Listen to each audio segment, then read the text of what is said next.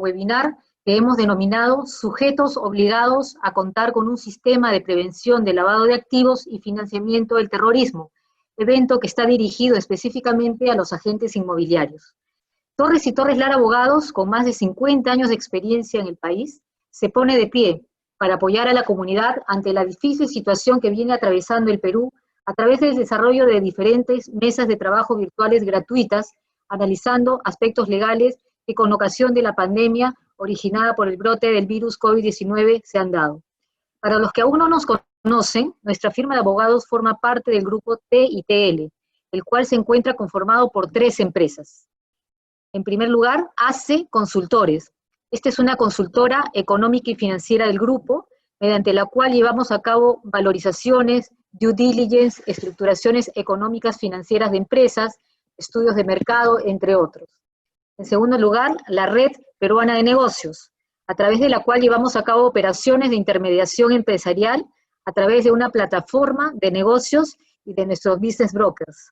La RPN busca facilitar el contacto entre nuestros clientes para la compra y venta de empresas, búsqueda de financiamiento, búsqueda de socios de negocios, ya sea a nivel nacional e internacional.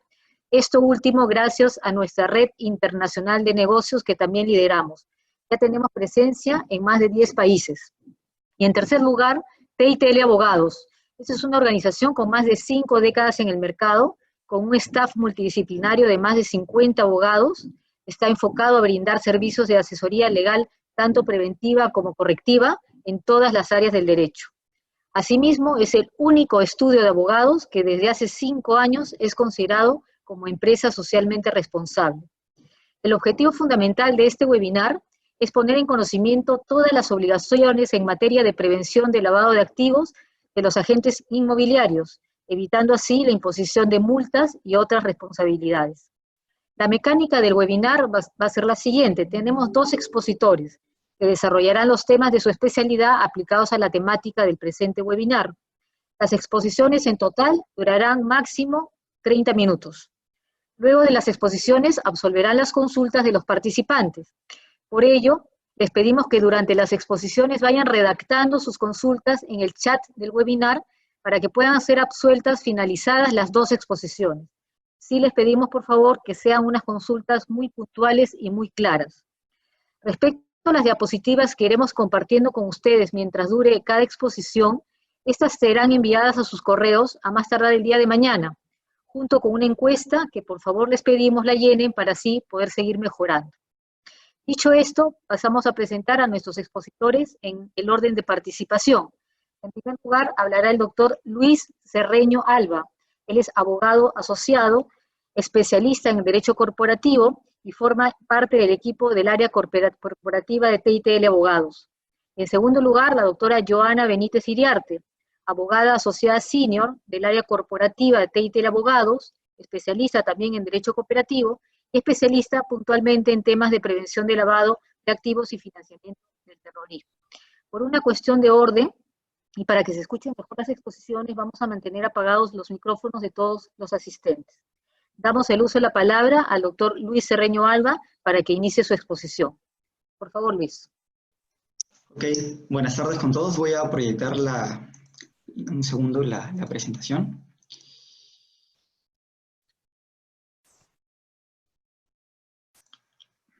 Ya.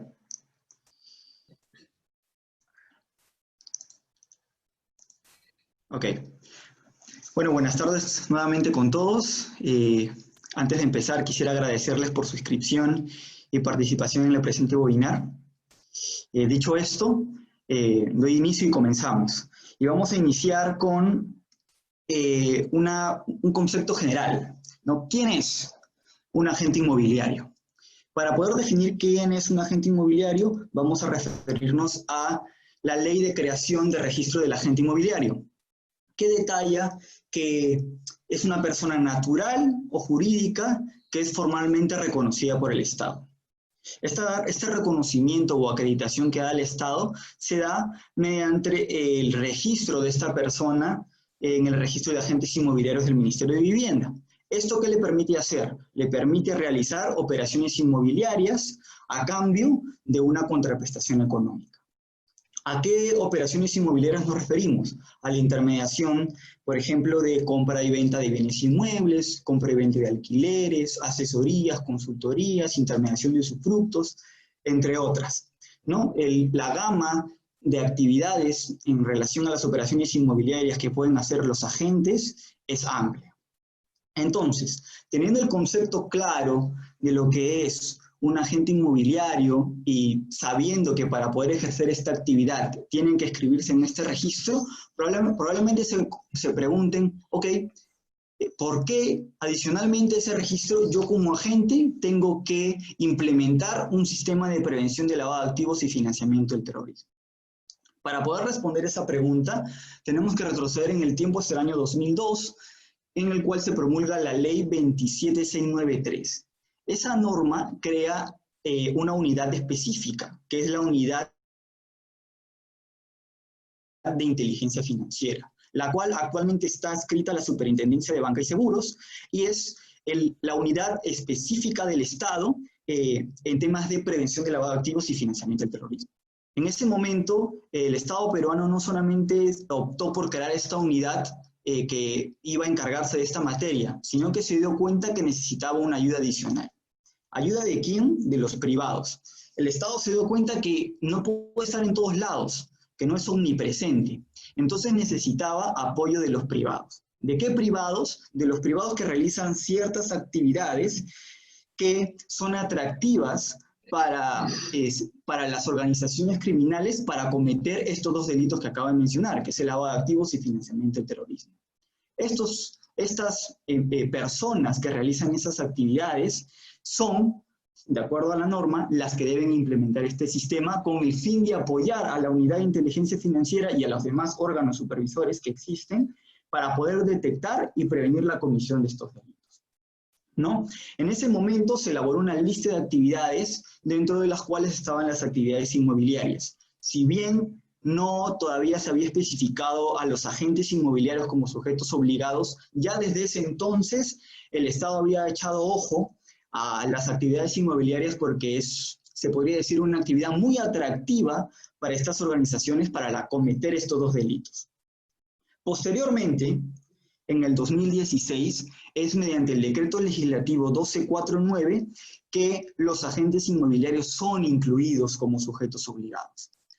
La norma los incluye, pero carece de especialización. Me refiero a que no contaba con las obligaciones específicas, el concepto de que es un agente inmobiliario en temas de materia de prevención de lavado de activos, no había definido qué operaciones tenían que registrar o qué umbrales específicos tenían que respetar los agentes inmobiliarios. Entonces, en ese entonces, los agentes tenían que regirse bajo la normativa general, ¿no? Bajo el reglamento que crea a la unidad de inteligencia financiera. Dicho esto, en el 2018 se subsanó este tema. ¿Por qué? Porque se emite la resolución SBS 789-2018, que es la norma sectorial específica que regula dentro de varios sujetos obligados a los agentes inmobiliarios. ¿Qué define esa norma? ¿Qué define el concepto de agente inmobiliario para el tema de prevención de lavado de activos y financiamiento del terrorismo? Define qué operaciones tiene que registrar y define umbrales específicos, así como las obligaciones a las que se encuentra obligado a cumplir y a las cuales no. Dicho esto, tenemos que pasar a la definición de agente inmobiliario que da esta norma que les acabo de mencionar. ¿Qué es lo que dice? Dos conceptos claros: persona natural o jurídica con inscripción vigente en el registro de agente inmobiliario del Ministerio de Vivienda. Ese es el primer concepto. El segundo, y que es bastante relevante para los agentes inmobiliarios, es que realice dentro de sus actividades la compra y venta de bienes inmuebles. ¿A qué me refiero con esto? Me refiero que en materia de prevención de lavado de activos y financiamiento del terrorismo, solamente para la norma le es relevante, dentro de la gama de las operaciones que pueden realizar los agentes inmobiliarios, estas dos: la compra y venta de bienes inmuebles. Las demás no son relevantes para el sistema. A lo que quiero llegar es que, si yo como agente inmobiliario únicamente me dedico, por ejemplo, a intermediar operaciones de alquileres, y yo no veo operaciones de compra y venta de bienes inmuebles, no estoy obligado a implementar este sistema. pero si yo realizo como agente inmobiliario una o ambas operaciones, las que acabo de mencionar, sí me encuentro en la obligación de implementar un sistema de prevención de lavado de activos y financiamiento del terrorismo, de acuerdo a la norma que acabamos de ver. Dicho esto, y sabiendo que si realizo estas operaciones de compra y venta de bienes inmuebles tengo que implementar un sistema, es bueno saber o tener los conceptos claros de lo que busco prevenir con este sistema. ¿Y qué es lo que busco prevenir? Dos delitos en específico: lavado de activos y financiamiento del terrorismo. ¿Qué es lavado de activos? Es un delito que se ha tipificado en el decreto legislativo 1106. ¿En qué consiste? Es el proceso de ¿qué? De convertir, ocultar o transferir dinero o bienes. ¿Con el fin de qué? De poder evitar la identificación de su origen ilícito y hacerlos aparentar como legítimos. Aquí tengo un diagrama, un flujograma, para que puedan entender cómo es la estructura del delito. Imaginemos que la comisión del delito sea el narcotráfico. ¿Okay? Una organización criminal comete ese delito, delito de narcotráfico. Y por la comisión de dicha actividad delictiva genera dinero o bienes para sí. Pero son dinero o bienes que recibe que no tiene cómo justificar. ¿Por qué? Porque previenen de una actividad delictiva. Entonces, ¿qué hace? Hace el lavado de ese dinero sucio mediante operaciones complejas y encubiertas. ¿Para qué? Para disimular el origen ilícito de los bienes. Esta es la estructura de lo que vendría a ser la comisión del delito de lavado de activos. Dicho esto, pasamos al siguiente concepto, que vendría a ser el financiamiento del terrorismo. ¿Qué es? El financiamiento del terrorismo este es un delito que está tipificado en el artículo 4A del decreto ley 25475. ¿En qué consiste? En concreto es todo apoyo financiero a terroristas u organizaciones terroristas. ¿Con qué fin? Con el fin de permitirles realizar actos de terrorismo. Entonces, no se nos puede generar la pregunta: ¿cuál es la diferencia entre el delito de lavado de activos y financiamiento del terrorismo? Dentro de la gama de diferencias, la principal es la siguiente. En el tema de financiamiento del terrorismo es irrelevante los fondos de apoyo financiero. ¿Me refiero a qué? Si yo apoyo una actividad terrorista con fondos ilegítimos o legítimos, es decir, que provengan de actividad delictiva o, por ejemplo, que provengan de una actividad formal, no importa. Con tal que yo apoye la actividad terrorista, le proporcione apoyo financiero, ya incurro en el delito de financiamiento del terrorismo. Diferente es el caso del lavado de activos. ¿Por qué? Porque en lavado de activos sí se necesita que el origen de los fondos, el origen de los activos, de los bienes, sí provengan de un delito previo. Entonces, ya sabiendo que como agente inmobiliario me tengo que inscribir en el registro de agentes inmobiliarios, tengo que implementar un sistema de prevención de lavado de activos y financiamiento del terrorismo. Y adicionalmente a ello ya tengo los conceptos más o menos claros de los que son estos delitos, me puedo hacer la pregunta de cuál es la importancia para mí, como agente inmobiliario, para yo darme el trabajo de implementar un sistema de prevención de lavado de activos y financiamiento del terrorismo. Y yo lo he dividido en dos razones fundamentales. La primera es el cumplimiento normativo. Como ciudadanos peruanos, que nos regimos mediante normas y leyes, tenemos la obligación de cumplir con la ley, de cumplir con las normas. Eso nos da ciertas ventajas. La primera es, por ejemplo, no incurrir en sanciones, en amonestaciones o incluso suspensiones, a mí como agente inmobiliario. Lo segundo es la imagen que le doy a mis clientes. Soy un agente inmobiliario formal, que cumple con la ley, que acredito que estoy capacitado, que tengo procedimientos internos, que tengo un manual, un código de conducta, que me permiten hacer mi actividad de forma transparente. Le brindo a mi cliente seguridad a través de cumplimiento de las normas. Y lo segundo, y no menos importante, es el tema de seguridad jurídica. Pero aquí no solamente se queda con el hecho de seguridad jurídica hacia mi cliente, sino también hacia mi persona, a mí como agente inmobiliario, ya que yo tengo que ser consciente de que de por sí la actividad que yo realizo es atractiva para organizaciones criminales. Entonces, yo como agente inmobiliario no puedo permitir que estas organizaciones me usen como vehículo para cometer estos dos delitos que acabamos de comentar. Entonces, ¿cómo hago para poder evitar y poderme proteger? Implemento un sistema de prevención de lavado de activos. Creo procedimientos internos que me permitan conocer a mi cliente, poder saber, poder registrar mis operaciones, poder notificar a la unidad de inteligencia financiera en el supuesto de que yo crea que es una operación sospechosa, ¿no? Ante cualquier tema que pueda saltar en una operación que yo he intervenido, puedo acreditar que yo tengo un sistema eficiente y un sistema que he aplicado en esa operación en concreto.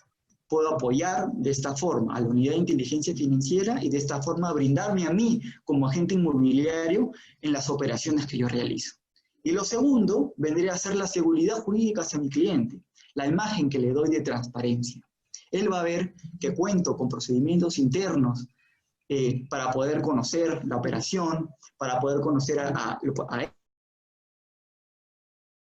él, al beneficiario final de la operación, que tengo un registro de mis operaciones, y va a generar confianza, confianza a mi cliente, y va a reflejar el tipo de agente inmobiliario que yo soy.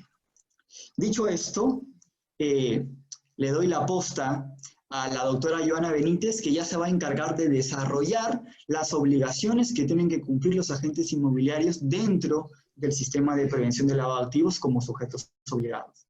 Joana. A un ratito, buenas tardes con todos. Voy a compartirles mi presentación.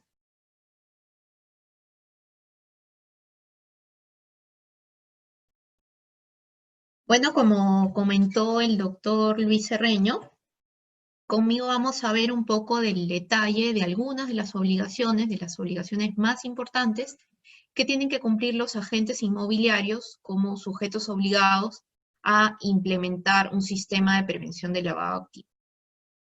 Este sistema de prevención de lavado de activos implica incorporar procedimientos y controles para detectar oportunamente las operaciones sospechosas y para efectuar el reporte de los mismos a la unidad de inteligencia financiera y para evitar que la actividad que ustedes realizan de intermediación sea utilizada como un vehículo, ya sea para lavar o para lavar activos o para financiar el terrorismo. Una de las principales obligaciones, digamos, con la cual deberían empezar a implementar el sistema de prevención de lavado de activos es la designación de un oficial de cumplimiento. El oficial de cumplimiento viene a ser la persona natural que es responsable de vigilar la adecuada implementación o funcionamiento de su sistema de prevención de lavado de activos. En el caso de un agente inmobiliario que es persona jurídica, el oficial de cumplimiento va a ser una persona distinta, porque tiene que ser necesariamente una persona natural, y entonces tiene que ser designada por la persona jurídica este oficial de cumplimiento. Y en el caso de que el agente inmobiliario sea una persona natural, el mismo agente inmobiliario se debe designar a sí mismo como oficial de cumplimiento. Ahora, ¿cómo hace esta designación del oficial de cumplimiento?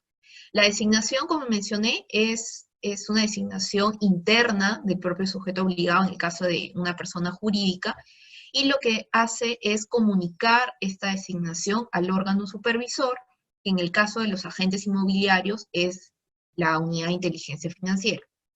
La unidad de inteligencia financiera ha habilitado en su página web un sistema de comunicación de la designación en línea del oficial de cumplimiento que se denomina el SISDEL. A través de este sistema, ¿no?, se hace la comunicación del oficial de cumplimiento, ¿no? Ahí te van a requerir llenar determinada información y se efectúa la designación en línea del oficial de cumplimiento.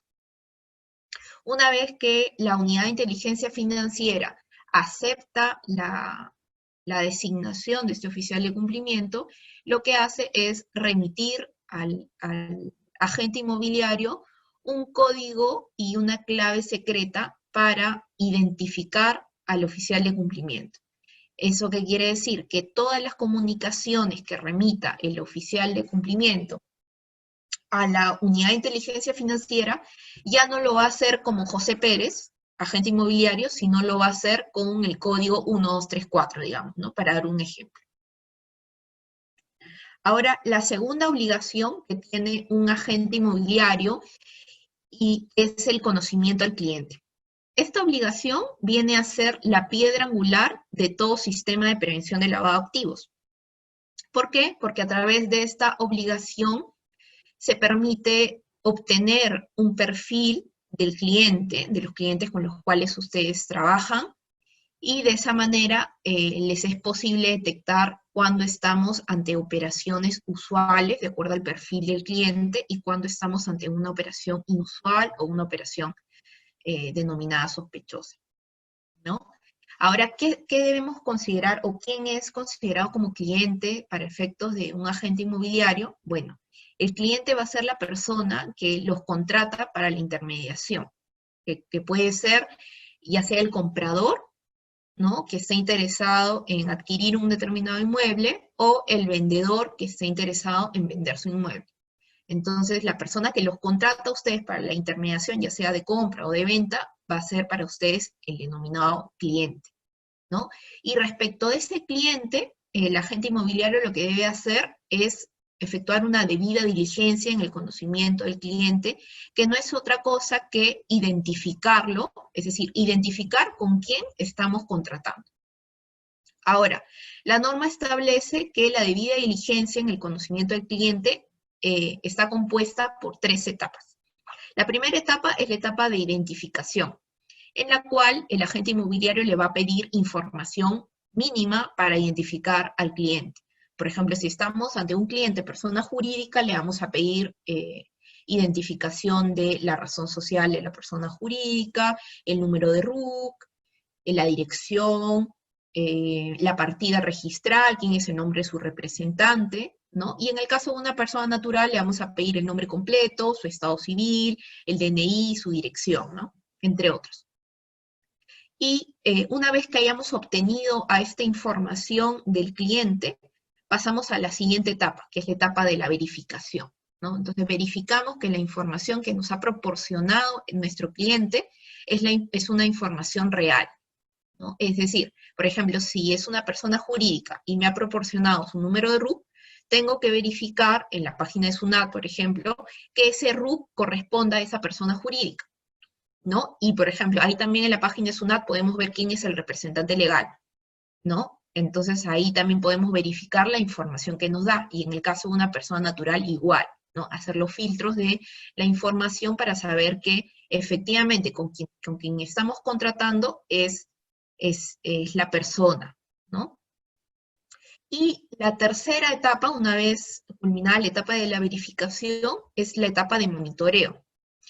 A través de esta etapa vamos a establecer cuál es el perfil del cliente, es decir, cuáles son las características de un determinado cliente, ¿no? Y adicionalmente, en esta etapa vamos a ir actualizando la información que tenemos de un cliente, porque a veces un mismo cliente nos puede pedir varios servicios. En el caso de agentes inmobiliarios, les puede pedir varios servicios. Ahora, una vez conocida esta importante obligación, vamos a pasar a la tercera obligación, que es el conocimiento de los trabajadores.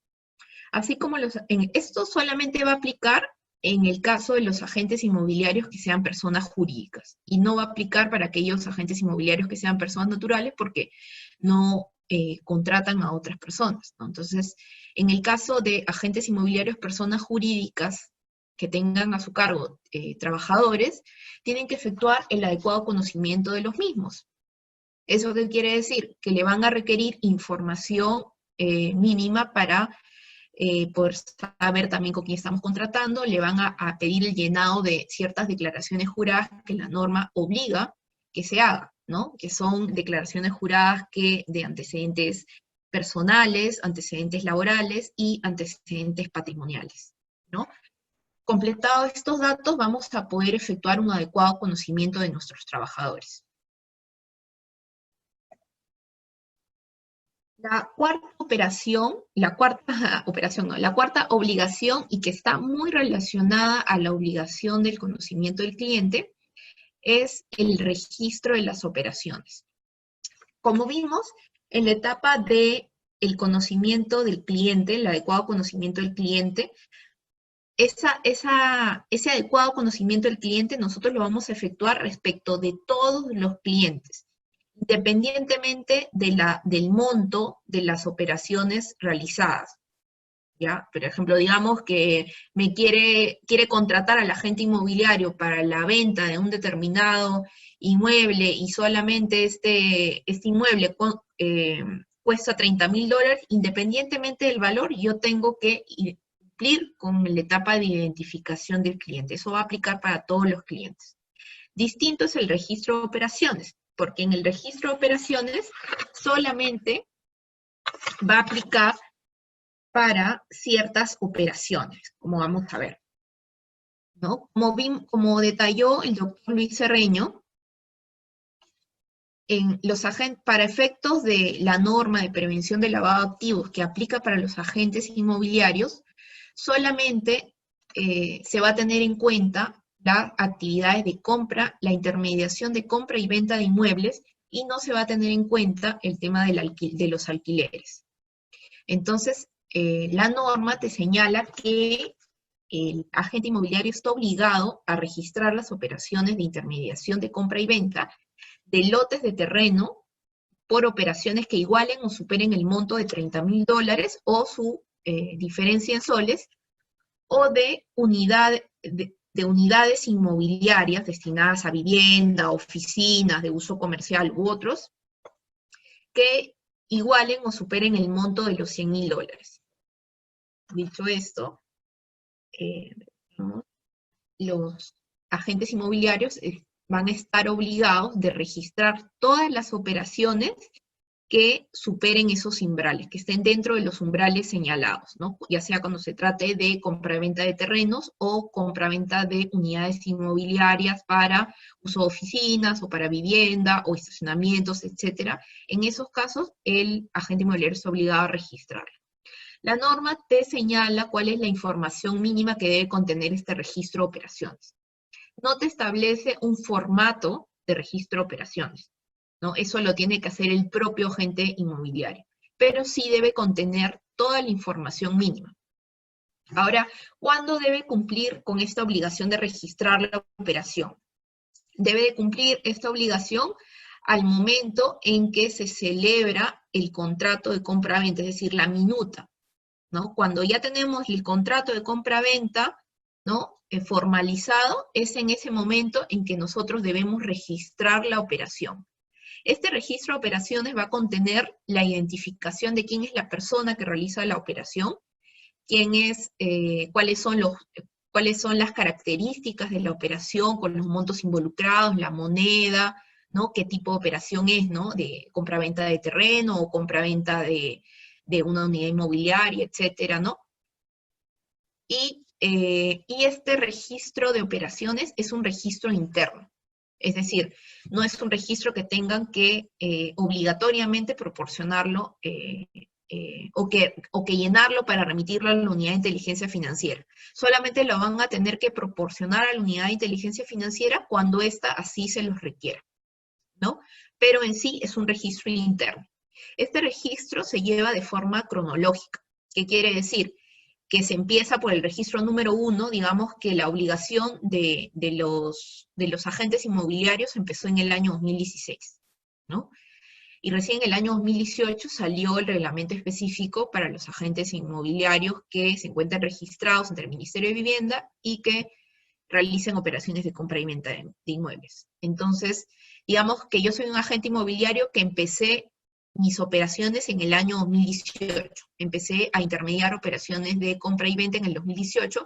Entonces, a partir de esa fecha, yo empiezo a registrar mis operaciones. Entonces, mi registro número 1 de operaciones va a ser la que hice en febrero del 2018. Desde ahí voy a empezar hasta la fecha, hasta la actualidad. ¿Eso qué quiere decir? que aquellos agentes inmobiliarios que no han venido cumpliendo con dicha obligación van a tener que hacer la regularización de este registro de operaciones. ¿Por qué? Porque la unidad de inteligencia financiera en cualquier momento, por ser sujetos obligados, les podrían requerir este registro de operaciones. Ahora pasamos a la siguiente operación, que vendría a ser la siguiente obligación, que viene a ser la obligación que es el objeto de todo sistema de prevención de lavado de activos. Porque, como vimos, el sistema de prevención de lavado de activos tiene la finalidad de que el sujeto obligado pueda reportar operaciones sospechosas.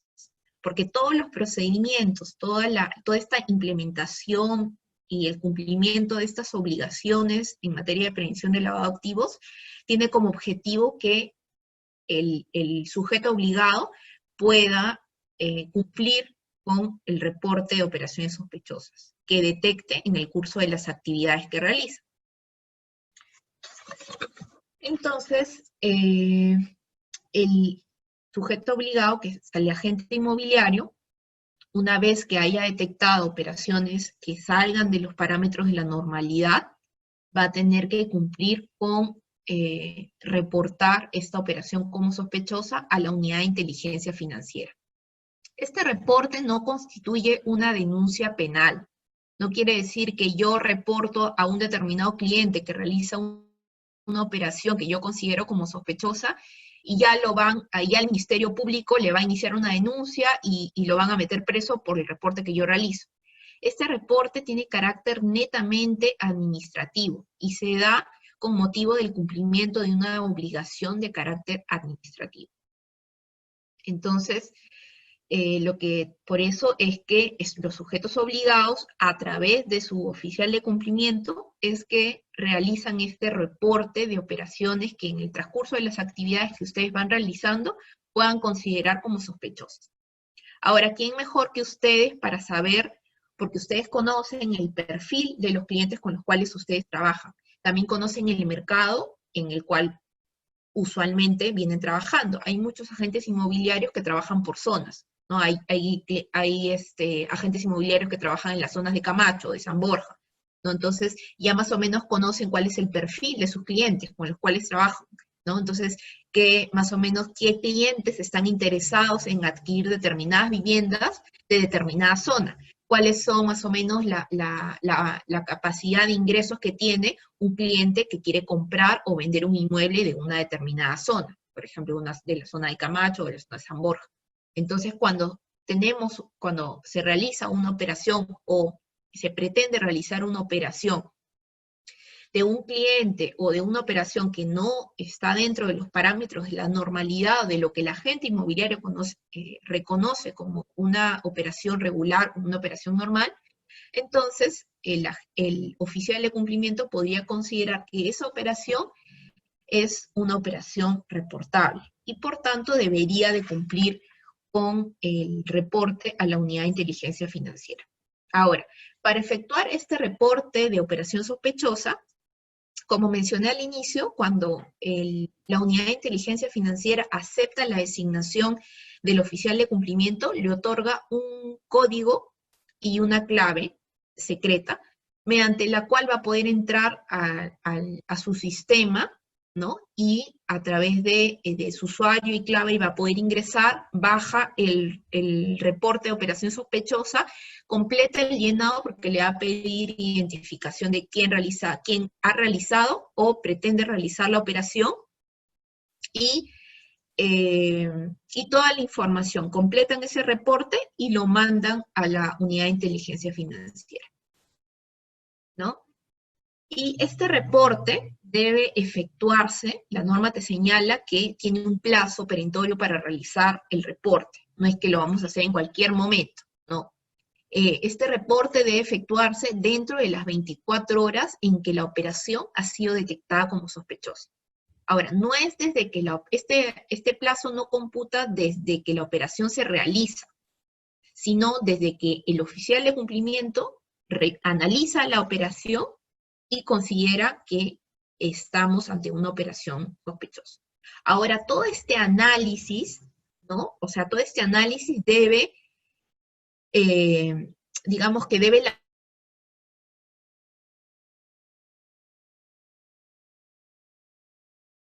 de por qué considera que la operación es sospechosa o por qué no es sospechosa.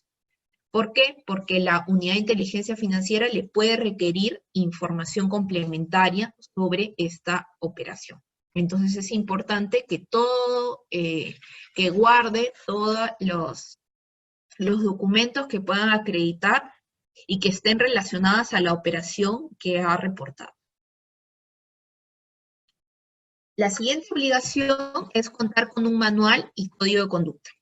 El manual contiene todos los procedimientos que detallan las obligaciones en la materia de prevención del lavado de activos. Digamos que van a desarrollar todos los procedimientos que debe seguir el sujeto obligado o el oficial de cumplimiento en materia de prevención del lavado de activos. Y el código de conducta viene a ser como los principios, los valores éticos que rigen el sistema de prevención del lavado de activos para el agente inmobiliario.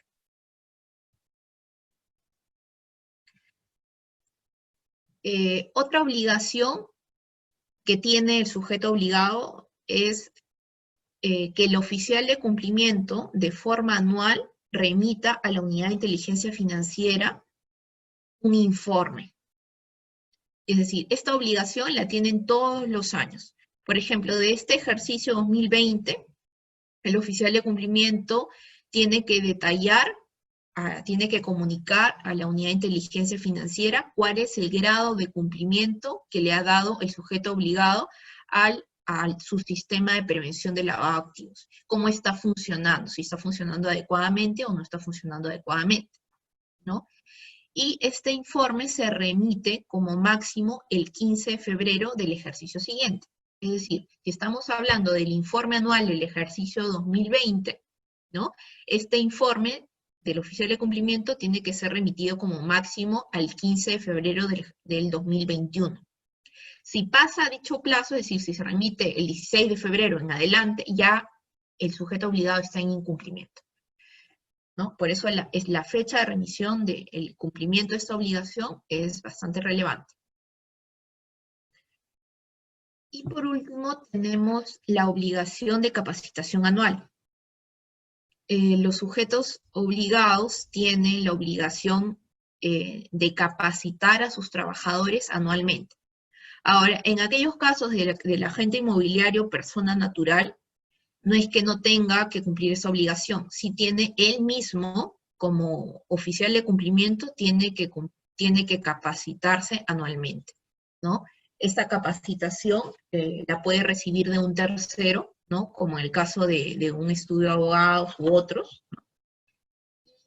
Todos los años tiene que capacitarse, y la capacitación obviamente se realiza en función a un programa de capacitación que aprueba el propio oficial de cumplimiento, y cada año va variando, ¿no? No es que cada año la capacitación se realice sobre los mismos temas, no, sino cada año va variando. ¿Y por qué es importante la capacitación a los trabajadores? Porque los trabajadores son quienes llevan a cabo todos los procedimientos de prevención de lavado de activos. Entonces ellos tienen que encontrarse actualizados en los procedimientos y en qué consisten las obligaciones y por qué son importantes el cumplimiento de todas esas obligaciones. Ahora les voy a comentar un poco sobre las infracciones en materia administrativa que podrían ser pasibles los agentes inmobiliarios que no cumplan con implementar un sistema de prevención de lavado de activos, o que su sistema de prevención de lavado de activos no funcione adecuadamente, ¿no? Que cumplan, digamos, algunas obligaciones, pero no todas. Por ejemplo, como infracción leve, tenemos que no se ejecute el programa de capacitación anual, que no se comunique dentro del plazo los cambios relacionados a la información del oficial de cumplimiento. ¿Eso qué quiere decir? Por ejemplo, el día de hoy, yo designo un oficial de cumplimiento y coloco cierta información del oficial de cumplimiento, que puede variar en el tiempo, porque él emite una declaración jurada. Entonces, si esta información se modifica, varía, yo tengo la obligación como sujeto obligado de informar estos cambios a la unidad de inteligencia financiera. Si no cumplo con informar sobre estos cambios y la unidad de inteligencia financiera lo detecta, yo soy pasible de una infracción de carácter leve. Ahora, como infracciones graves tenemos el no contar con un manual y código de conducta, no contar con un registro de operaciones, y como infracciones muy graves se encuentra el transgredir el deber de reserva. Es decir, por ejemplo, si yo como agente inmobiliario cumplo con reportar una operación como sospechosa, ¿no? Lo cumplo perfectamente, remito mi reporte a la unidad de inteligencia financiera, pero yo le comento al cliente reportado que lo he reportado. Le digo al cliente, oye, por si acaso yo te reporté como operación sospechosa. Esa es una violación al deber de reserva. Y eso está considerado como una infracción muy grave. Ahora, estas infracciones detalladas solamente son algunas de las infracciones, no son todas las, solamente para ponerles un ejemplo de las infracciones que pueden ser pasibles. Y las sanciones son, en el caso de infracciones leves para los agentes inmobiliarios, personas naturales, podría recibir una amonestación, en el caso de personas jurídicas igual, o una multa, en el caso de personas naturales, de 0.15 UITs a 3 UITs. Y en el caso de personas jurídicas, de 0.5 hasta 10 UITs. En el caso de infracciones graves, la multa para personas naturales va de 0.5 a 6 UITs, y en el caso de personas jurídicas de 2 a 20 UITs, y en el caso de infracciones muy graves, que es la violación, la vulneración del deber de reserva, va de una multa de 4 a 15 UITs para personas naturales y una multa de 7 a 100 UITs en el caso de personas jurídicas. Ahora, con esto he terminado mi presentación y quedo atenta a las consultas que puedan tener al respecto, ¿no? Le doy pase a Luis para que pueda absolver alguna de las consultas que hemos venido recibiendo. Muchas gracias. Gracias, Joana. Bueno, dentro de las preguntas, la primera ha sido si el registro de operaciones debe ser físico o digital. Respecto a este punto, debemos señalar que el registro de operaciones es de carácter digital, con la finalidad de que pueda ser enviado mediante el sistema que tiene la UIF de forma electrónica. Entonces, sí, el registro de operaciones tiene que ser en formato digital, mayormente es en formato Excel, y ahí se registran las operaciones que tienen ustedes. Hay que tener en cuenta que este es un registro interno y solamente se envía a la UIF en caso ésta lo solicite. Por esto este registro debe estar constantemente actualizado, porque en cualquier momento la UIF lo podría solicitar y se tendría que remitir. Como segunda pregunta tenemos, consultan si el oficial de cumplimiento puede ser el mismo agente inmobiliario o puede contratar a un tercero, ¿no? En caso de los agentes inmobiliarios, personas naturales, ellos pueden ser su propio agente inmobiliario. En caso de, bueno, las empresas efectivamente van a tener que designar una persona natural para que cumpla este rol. Como tercera pregunta, tenemos, si trabajo para una empresa de agentes inmobiliarios, yo debo adicionalmente a la empresa implementar un sistema de prevención de lavado de activos y financiamiento del terrorismo. Y la respuesta es que no. Si tú trabajas como agente inmobiliario en una empresa de agentes inmobiliarios, esta empresa tiene su sistema y las operaciones que tú realices en favor de esta empresa se tienen que regir bajo el sistema de prevención de lavado de activos de esta empresa de agentes inmobiliarios. En caso tú te independices y realices esta actividad de forma individual, sí debes implementar tu propio sistema. Luis, han hecho quería absolver una pregunta porque están consultando si puedo reportar una operación sospechosa que no esté dentro del umbral, y la respuesta es sí. Para efectos del reporte de operaciones sospechosas, no importa el umbral de la operación. Es más, no importa ni siquiera que la operación se haya llegado a concretar. Es decir, puede ser que no se llegó a concretar la operación, ¿no? Un cliente te contactó, tú viste que era una operación sospechosa, no se llegó a concretar la operación, pero tenía todas las características de una operación sospechosa, igual tú puedes reportar esta operación como sospechosa a la unidad de inteligencia financiera. Es decir, no importan los montos y no importa si la operación se llegó a concretar o no. Okay. Hay otra pregunta, dice, soy un corredor independiente, ¿tengo que cumplir con todas las obligaciones o hay alguna que no se me aplique por ser independiente? Y la verdad es que todos los agentes inmobiliarios, ya sean personas naturales o jurídicas, tienen que cumplir con las mismas obligaciones en materia de prevención de lavado de activos. Hay otra pregunta, si soy persona natural, ¿el oficial de cumplimiento puede ser un tercero? Y creo que esa ya la había respondido Luis, y la verdad es que sí. Sí, el oficial de cumplimiento, en el caso de una persona natural, puede ser un tercero. Lo que señala la norma es que el propio sujeto obligado, agente inmobiliario, se designe como oficial de cumplimiento de alguna manera para no incrementar los costos para el propio agente inmobiliario, porque para el agente inmobiliario implicaría la contratación de una persona que ejerza oficial de cumplimiento. Entonces, para no incrementar los costos, se puede designar a sí mismo como oficial de cumplimiento. Hay otra pregunta relacionada a cuál es la distinción entre sujeto obligado y oficial de cumplimiento.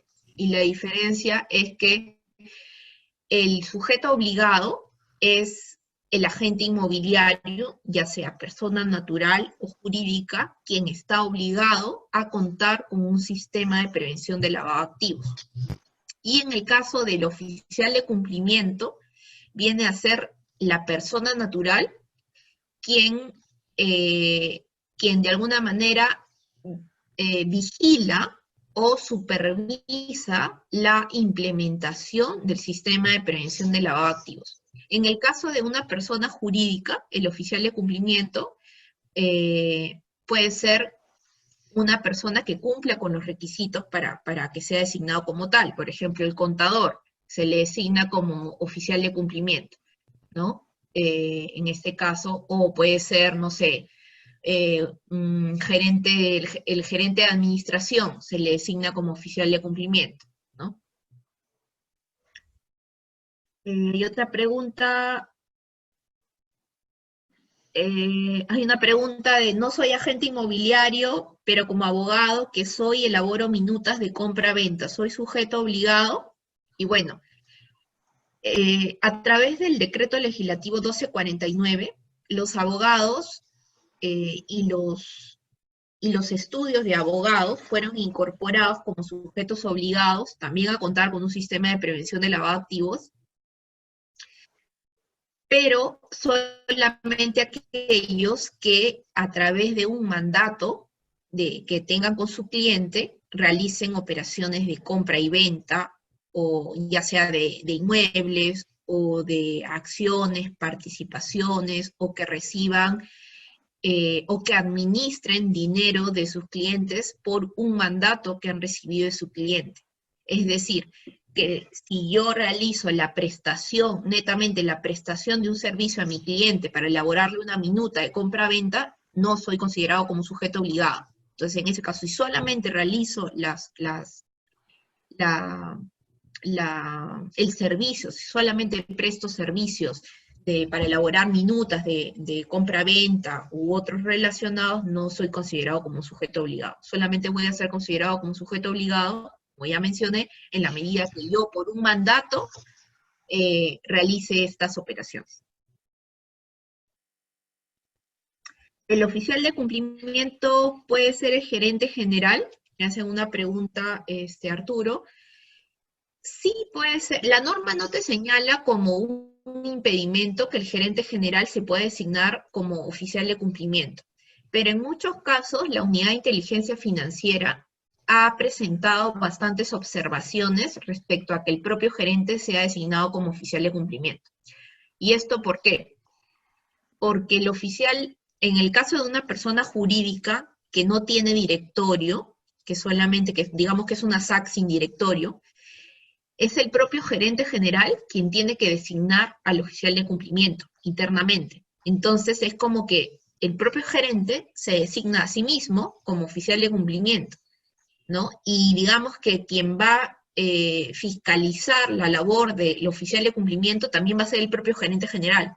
Es por eso que en muchos casos la unidad de inteligencia financiera observa la designación, aun cuando la norma expresamente no lo prohíba y no lo limite. Nosotros somos de la consideración de que sí puede ser designado el gerente general como oficial de cumplimiento, pero también hemos tenido en cuenta las observaciones que hemos recibido en la unidad de inteligencia financiera observando estas designaciones, ¿no?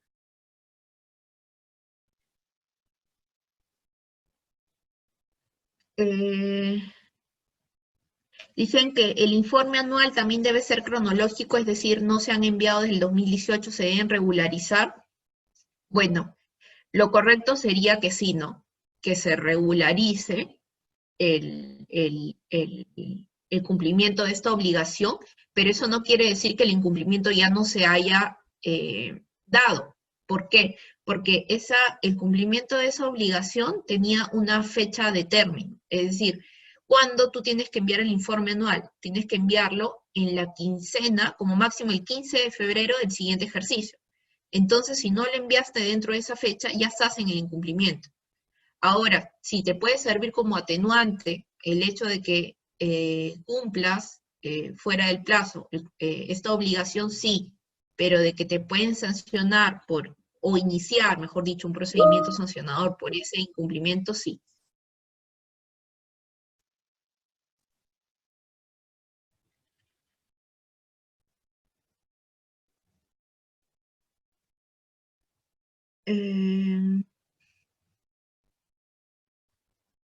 Soy persona natural, no soy inscrita en el Ministerio de Vivienda, he realizado una venta inmueble, emití una factura, comisión mercantil, soy agente inmobiliario.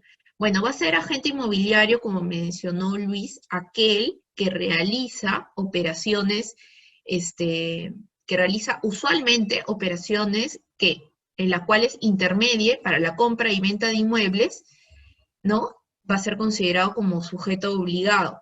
Y el requisito, tiene que cumplir dos requisitos. Uno, que esté registrado ante el Ministerio de Vivienda, y el segundo, que intermedie operaciones de compra y venta. Es decir, aquel agente inmobiliario que realice solamente operaciones de alquiler, o sea, que solamente intermedie para el alquiler de inmuebles, no va a ser considerado como sujeto obligado. Ahora, si es una persona que ha realizado una sola operación de compra y venta, pues no es considerado como agente inmobiliario, ¿no? Porque no es algo que realiza, no es una actividad económica que realiza usualmente.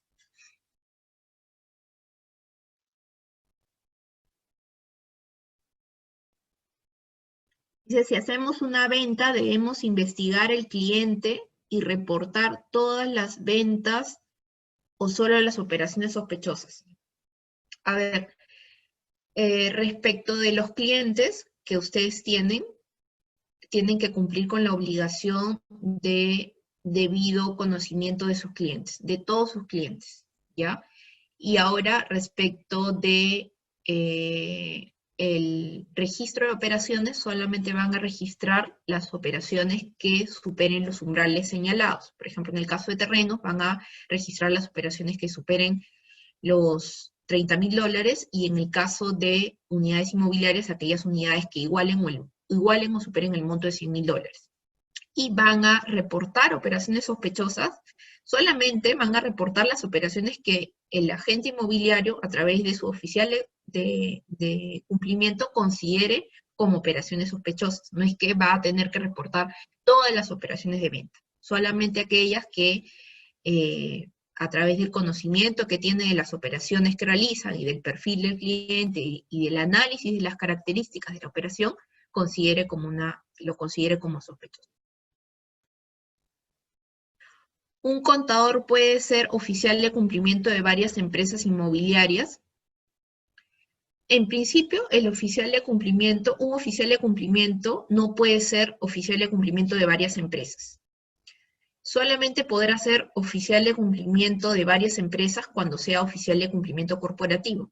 ¿Eso qué quiere decir? Que estas empresas inmobiliarias sean empresas vinculadas, ¿no? Que conformen un grupo económico, y por tanto todas estas decidan designar a un oficial de cumplimiento corporativo, ¿no? Que sea de todas las empresas. En ese caso, sí podría designarse a un solo oficial de cumplimiento corporativo de todas esas empresas, pero estas empresas tienen que conformar un grupo económico. Ahora, ¿el contador puede ser? Sí, puede ser designado. Ahora, siempre y cuando cumpla con los requisitos que te señala la norma para que sea designado como oficial de cumplimiento. Luis, ¿tienes algunas preguntas adicionales que responder? Ok, aquí hubo una pregunta que me llamó la atención, que decía, por favor, aclarar con precisión en qué situación un agente inmobiliario es sujeto obligado o no. Como les comenté a la introducción de mi presentación, para la materia de prevención de lavado de activos, solamente es relevante dos operaciones en concreto: la compra y venta de bienes inmuebles. Si yo como agente inmobiliario no realizo esas operaciones inmobiliarias y, por ejemplo, solamente me dedico a intermediar alquiler, no estoy en la obligación de implementar este sistema.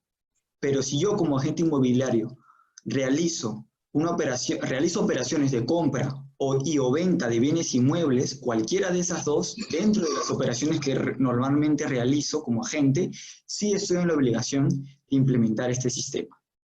Lo vuelvo a repetir, para la materia de lavado de activos solamente dos operaciones son relevantes: la compra y venta de bienes inmuebles. Las demás operaciones que pueden realizar no son relevantes para el sistema de prevención de lavado de activos y financiamiento del terrorismo.